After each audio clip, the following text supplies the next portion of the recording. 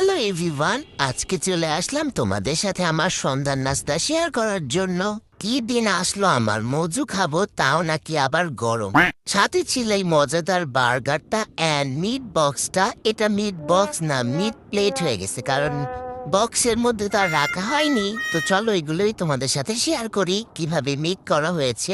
আজকের বার্গারটা রেডি করা হয়েছে গরুর মাংস দিয়ে। এখানে সব কিছু রেডি। তো ফার্স্টেই রুটির মধ্যে একটু সস দিয়ে দিল, দেন দিয়ে দিচ্ছিল মেয়োনিজ। এরপরে এই যে ভেজে রাখা গরুর মাংসগুলো সবগুলোতে দিয়ে দিচ্ছিল, দেন দিয়ে দিল পেঁয়াজ, এরপরে চিজ। চিজ না দিলে তো একদমই টেস্টি লাগবে না। এরপরে দিয়ে দিল পরিমাণ মতন চিলি ফ্লেক্স। আমার পেজে পাবা তোমরা ইজি পিজি রেসিপি। দেখতেই পেয়েছো বার্গারটা কিন্তু অলমোস্ট ডান। এবার বসিয়ে দিল চুলাতে, 5 মিনিটের মধ্যে চিজ গলে গেলে হয়ে যাবে আমাদের বার্গার রেডি। এটার নাম তো মিট বক্স, বাট আমরা যেহেতু বক্সে রাখিনি হয়ে গেছে মিট প্লেট।